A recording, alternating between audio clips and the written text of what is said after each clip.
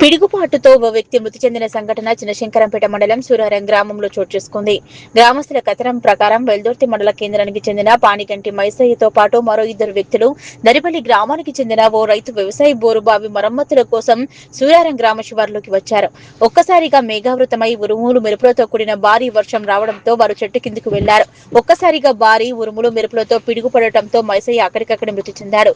మృతునికి భార్య లక్ష్మి, ఇద్దరు కూతుళ్లు ఉన్నారు. ఈ సందర్భంగా ఎస్ఐ శివానందం మాట్లాడుతూ బోరు మరమ్మతులు చేస్తుండగా భారీ వర్షం రావడంతో మైసయ్యతో పాటు జయరాం, నవీన్లు చెట్టు కిందకు ఉండడంతో పిడుగుపాటుకు మైసయ్య అక్కడికక్కడ మృతి చెందడం జరిగిందని, మృతుడికి భార్య లక్ష్మి ఫిర్యాదు మేరకు చిన్నశంకరంపేట ఎస్ఐ శివానందం కేసు నమోదు చేసుకుని దర్యాప్తు చేస్తున్నట్లు ఎస్ఐ శివానందం తెలిపారు.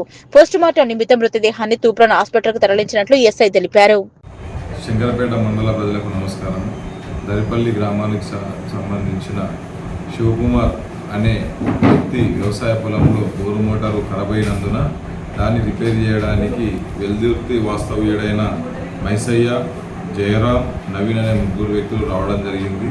దాదాపు 2 గంటల సమయంలో వర్షం పడడంతో ఈ మైసయ్య అనే వ్యక్తి రావి చెట్టు నీడన నిలబడగా ఆ సమయంలో పిడుగుపాటు పడడం ద్వారా ఈ మైసయ్య అనే వ్యక్తి స్పాట్లోనే చనిపోవడం జరిగింది. ఈ సమాచారం అందుకొని మేము వెళ్ళి చూడగా అతను చనిపోతున్నాడు. బాడీని తూప్రాన్ మార్చరీకి తరలించి మైసయ్య యొక్క భార్య లక్ష్మిచే ఫిర్యాదు తీసుకొని కేసు నమోదు చేయడం జరిగింది.